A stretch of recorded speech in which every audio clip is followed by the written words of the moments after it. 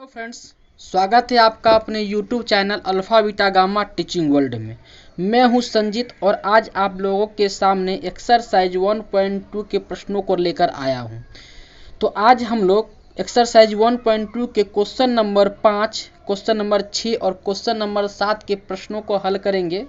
Question number 1, 2, 3 और 4 के प्रश्नों का वीडियो में अलग से बना चुका हूं।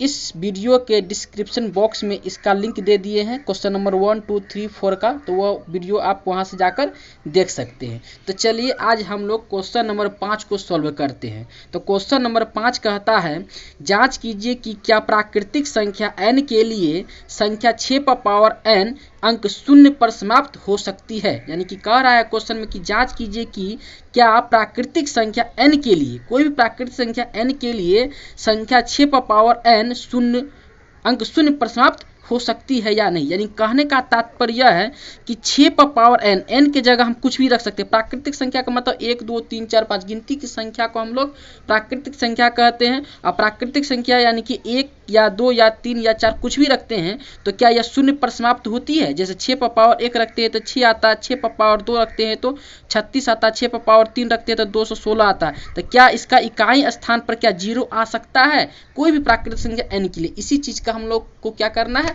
जांच करना है। तो चलिए इसको सॉल्व करने का सबसे आसान तरीका होता है क्या, वो हम लोग, तो इसको हम इस तरह से लिख सकते हैं, किसी संख्या n के लिए 6 पर पावर n अंक शून्य पर समाप्त होगी तो वह संख्या 5 से विभाजित होगी।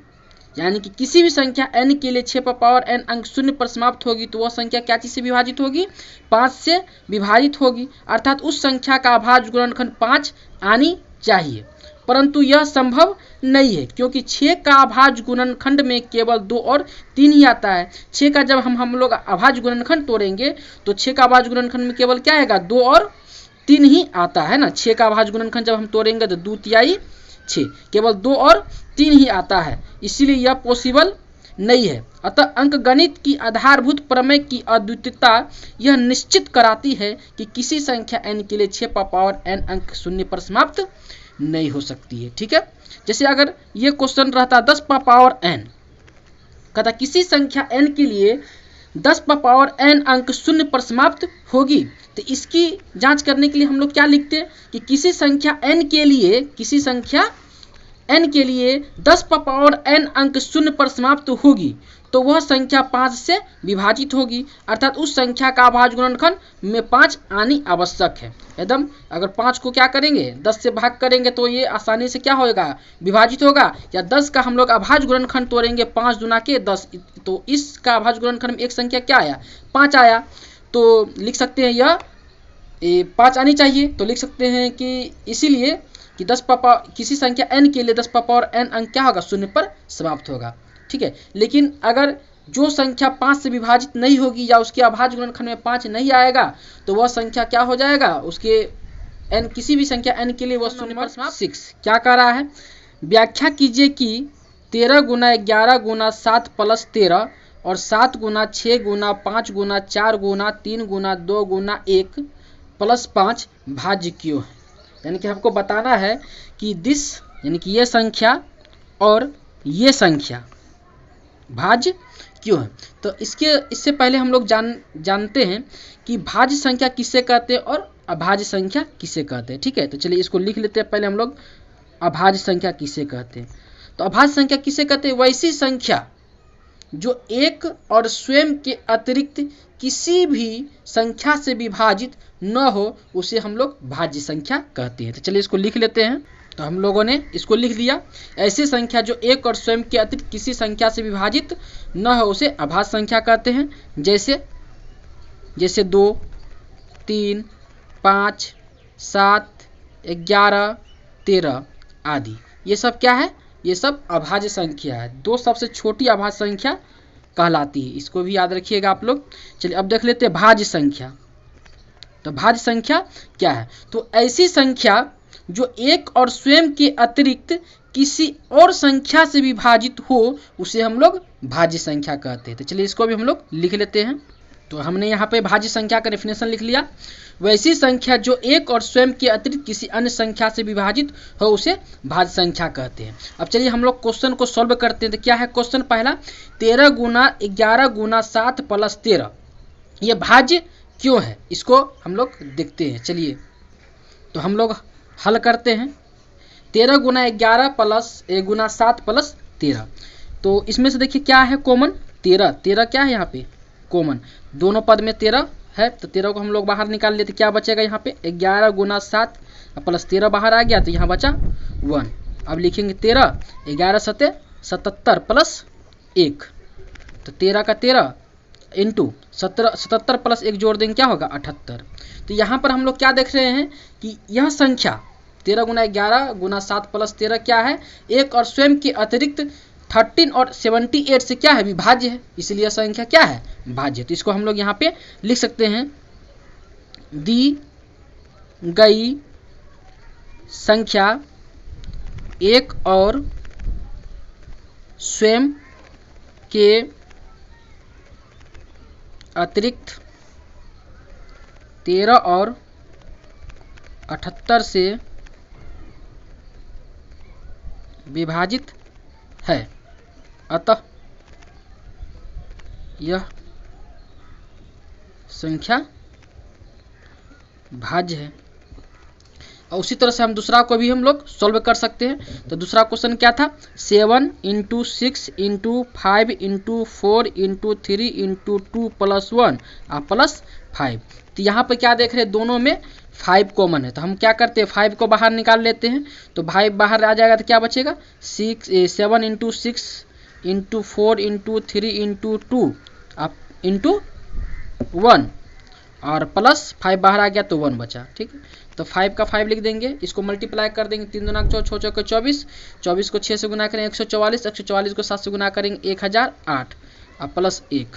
तो 5 इंटू क्या होगा 1008 में 1 जोड़ देंगे तो 1009 हो जाएगा। तो यहाँ पर हम लोग क्या देखते हैं कि दी गई संख्या क्या है, एक और स्वयं के अतिरिक्त 5 और 1009 से भी विभाज्य है, इसलिए कह सकते हैं कि यह संख्या क्या है भाज्य है। तो इसको भी हम लोग उसी तरह से लिख लेते हैं। तो इसको हम लोग इस तरह से लिख देंगे, फिर दी गई संख्या एक और स्वयं के अतिरिक्त 5 और 78 से विभाजित है, अतः यह संख्या क्या है भाज्य है। चलिए अब हम लोग क्वेश्चन नंबर 7 की ओर बढ़ते हैं। तो क्वेश्चन नंबर 7 क्या कह रहा है, देखिए ये क्वेश्चन थोड़ा सा बड़ा है इसलिए मैंने नहीं लिखा, इसको आप लोग बुक से देख लीजिए। क्या कह रहा है, किसी खेल के मैदान के चारों ओर एक वृत्ताकार पथ है, इस मैदान का एक चक्कर लगाने में सोनिया को 18 मिनट लगते हैं, जबकि इसी मैदान का एक चक्कर लगाने में रवि को 12 मिनट लगते हैं। मान लीजिए वे दोनों एक ही स्थान और एक ही समय पर चलना प्रारंभ करके एक ही दिशा में चलते हैं, तो कितने समय बाद वे पुनः प्रारंभिक स्थान पर मिलेंगे। यानी कि रवि 12 मिनट में एक चक्कर को पूरा करता है और सोनिया 18 मिनट में एक चक्कर को पूरा करता है, और वे दोनों एक ही स्थान से चलना प्रारंभ करते हो एक ही समय में एक ही दिशा में, ठीक है। तो कितने समय के बाद प्रारंभिक स्थान पर मिलेंगे। तो इस तरह के सवालों को हम लोग सॉल्व करने के लिए कम से कम समय निकालना पड़ता है, कम से कम समय, ज़्यादा से ज़्यादा समय बहुत सारा हो सकता है, लेकिन कम से कम समय क्या होगा एक होता है, एक अद्वितीय मान होता है, कम से कम समय। इसीलिए कम से कम समय निकालने के लिए हम लोगों को क्या करना पड़ेगा, इसका एलसीएम निकालना पड़ेगा, क्योंकि एलसीएम का मतलब क्या होता है लोएस्ट कॉमन फैक्टर, यानी कि लघुत्तम समापवर्तक। तो लोएस्ट कॉमन फैक्टर निकालना है, यानी कि कम से कम समय निकालना है, इसलिए हम क्या करेंगे 12 और 18 का क्या करेंगे एलसीएम निकाल देंगे, और जो हमारा एलसीएम आएगा वही हमारा क्या होगा रिजल्ट होगा। तो चलिए हम लोग इस सवाल को सॉल्व करते हैं। तो क्या लिखेंगे हम लोग कि 12 और 18 का एलसीएम बराबर क्या हो जाएगा। तो एक मिनट इसको नहीं लिखिए, ठीक है। यहाँ पे पहले 12 का एलसीएम निकालना है, तो 12 और 18 का पहले फैक्टर तोड़ लीजिए, अभाज्य गुणनखंड तोड़ लेते हैं पहले। तो 2 छक्के 12, 2 तिहाई 6, ठीक है। और 18 का फैक्टर क्या हो जाएगा 2 नामा 18 और 3 तिहाई 9। तो 12 का अभाज्य गुणनखंड क्या आ गया 2 गुना 2 गुना 3, और इसको हम लोग लिख सकते हैं 2 पर पावर 2 और गुना 3। और 18 का फैक्टर क्या आया 2 गुना 3 गुना 3। तो इसमें क्या करेंगे 2 गुना 3 गुना 3 को क्या लिखेंगे 3 का स्क्वायर लिख देंगे, ठीक। एलसीएम निकालना है। तो एलसीएम कैसे निकाला जाता है, पहले अधिकतम पावरों को लिखा जाता है। तो अधिकतम पावर 2 गो है, 2 पर पावर 2 और 3 पर पावर 2, इस पर पावर 2 इस पर पावर 2 है।